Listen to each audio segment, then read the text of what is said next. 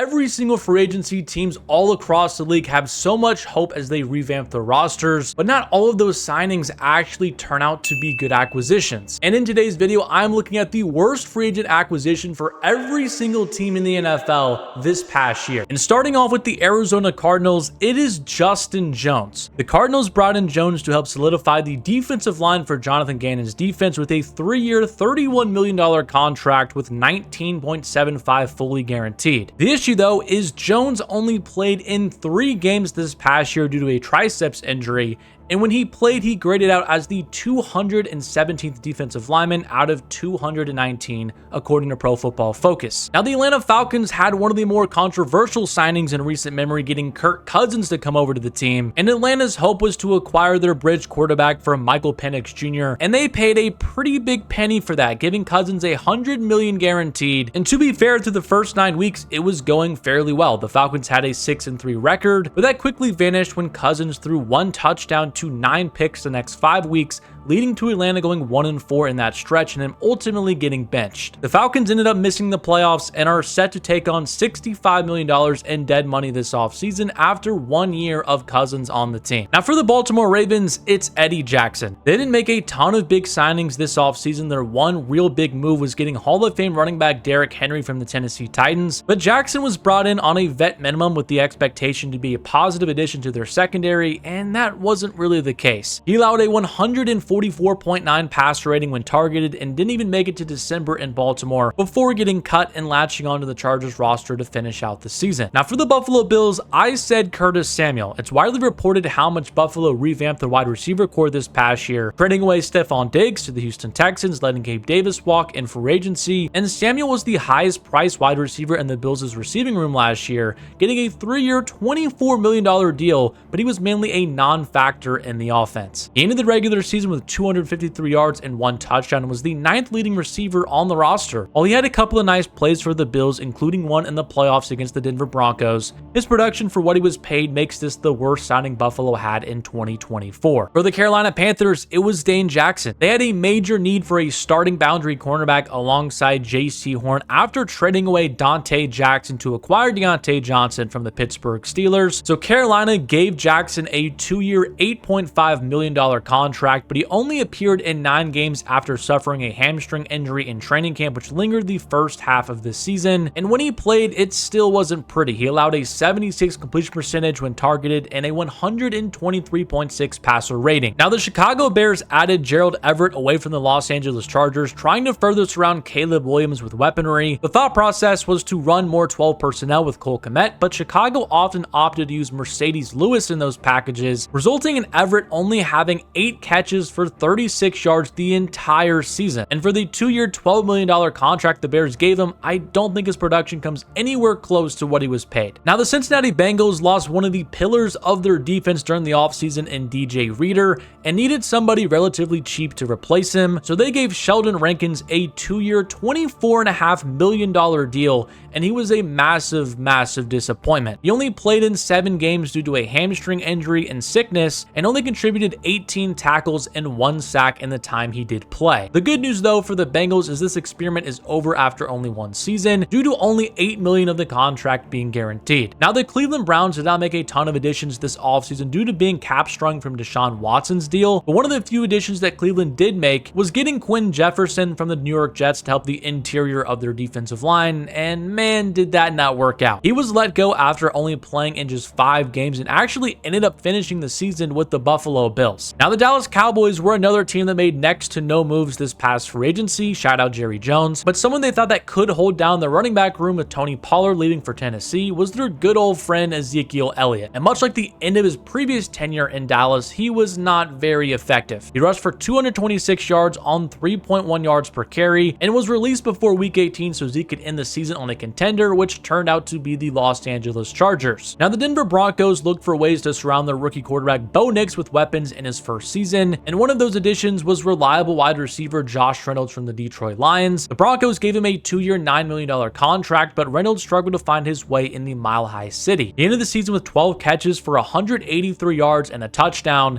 and was actually cut from Denver early in December after missing several weeks with a finger injury before getting claimed by the Jacksonville Jaguars. Now, the Detroit Lions spent majority of last offseason looking to revamp their defense, and one of those moves they attempted to make was get a solid pass rusher opposite of star Aiden Hutchinson. So they gave Marcus Davenport a 1-year, $6.5 million deal, which honestly was a low-risk, high-reward move as Davenport has been a productive player, but just often injured. And as it turned out, Davenport only played in 2 games for Detroit before suffering a triceps injury in week number 2, and the worst-case scenario for Detroit ended up playing out. Now, the Green Bay Packers didn't acquire a ton of free agents in 2024, but the ones that they did, they were excellent pickups, such as Xavier McKinney and Josh Jacobs. So for the Packers, I had to pick a player that they re-signed instead, and I decided on A.J. Dillon. He missed the entirety of the season with a neck stinger he suffered during training camp, but I more so had Dillon on this list due to the number of other serviceable backs that the Packers found to replace him. Emmanuel Wilson and Chris Brooks took up all the backup running back reps, and Dillon's presence really wasn't missed. Now, the Houston Texans brought in numerous impactful defensive free agents this past year, but former number 3 overall pick Jeff Okudah was not one of them. The Texans gave him a 1-year prove-it deal worth $4.75 million, but following the theme of his career since entering the NFL, Okudah only appeared in 6 games for the Texans. He suffered a hip injury 5 plays into the season against the Indianapolis Colts and came back towards the end of the season but served as a backup. Now, for the Indianapolis Colts, I said at the time this was an overpay, giving Raekwon Davis a 2-year, $14 million contract. In his first 4 years with the Miami Dolphins, he really struggled to live up being the number 56 pick in the 2020 NFL Draft, and with the Colts this past year, it was his worst season to date. He had 15 tackles in 17 games and not 1 sack. A pretty big pill to swallow when you pay that much money to a defensive tackle who makes 0 to no impact. Now, another AFC South team, the Jacksonville Jaguars, I think Gabe Davis is one of the worst signings in the entire free agent class this past year. They gave Davis a 3-year, $39 million contract, which just felt like a disgustingly high number for him. He only tallied 239 yards and 2 touchdowns for the Jags before suffering a torn meniscus in November. But thank goodness the Jaguars selected Brian Thomas Jr. in the draft, because my goodness, this was a bad deal. Now, for the Kansas City Chiefs, I said Marquise Hollywood Brown. The Chiefs, with the majority of their core in place, did not have a ton of money to spend in free agency, but their one relatively high-priced signing was Marquise Brown, and it turned out to be a pretty big disaster. Kansas City gave him $11 million, but he only played in 2 games in the regular season due to a shoulder injury he suffered in the preseason. So obviously some bad injury luck played a role in this, but Brown also has only played 1 full season in his 6-year career, so some missed time should have been expected. Regardless, when he got back for the Chiefs' postseason run, he didn't nearly have the impact everyone was hoping he would. He had 5 catches for 50 yards in 3 playoff games and likely won't be back next season. Now, the Las Vegas Raiders, rolling into last season with Gardner Minshew and Aiden O'Connell as their top 2 quarterbacks, will forever go down as one of the most laughable moves, and that's why I had to include this one. Vegas gave Gardner Minshew a 2-year, $25 million deal, and he was pretty atrocious all season before suffering a broken collarbone at the end of November. He threw 9 touchdowns to 10 interceptions, and I'm praying this new regime finally gets someone Raiders Nation can rally behind, because man,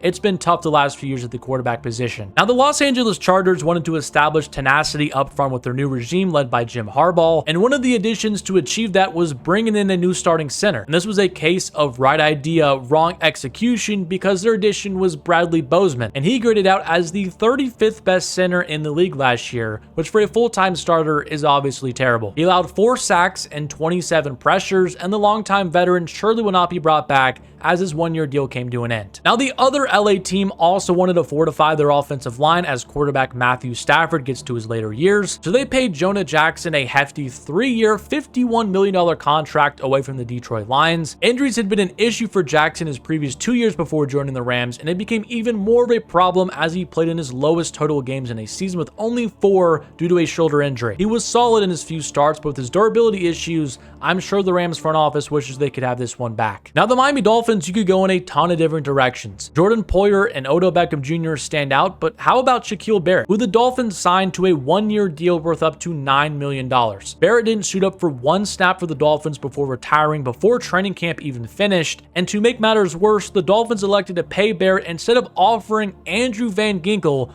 $1 million more to retain him, who went on to be an all-pro for the Minnesota Vikings this past season. Absolutely tragic move by general manager Chris Greer. Now, speaking about the Vikings, they actually had a very productive free agent class, but one move that did not work out was Jerry Tillery. He signed a one-year $2.75 million prove-it deal with Minnesota, and the former first-round pick left much to desire. Per PFF, out of 219 qualifying defensive interior linemen, Tillery ranked 138th. Luckily, it was not a long or valuable commitment, and Tillery will likely be looking to latch onto another team for a similar deal next month. Now, the New England Patriots entered a new era last year, moving on from Bill Belichick and drafting their new quarterback in Drake May, and one of the foundational parts of supporting a young quarterback is with the offensive line. New England tried to get an experienced tackle to be serviceable for them in Chukwuma Okafor on a one-year $4 million deal, but that was hardly the case. He didn't win a starting position in training camp, but still played 12 snaps for the Patriots in their season opener and relief for Vidarian Lowe, but did not last long as he allowed 4 pressures in those limited snaps and was pulled from the game. A couple weeks later, Okafor said he needed to think about his future and was placed on the exempt list, and that was the end of his season and potentially his career. Now, the New Orleans Saints are always a fascinating team to follow along with in free agency because of the way that they manage the cap. Much like every year, they had very limited resources to get new players, but Chase Young was their one quote-unquote big ticket free agent signing, getting a one-year deal worth $13 million fully guaranteed,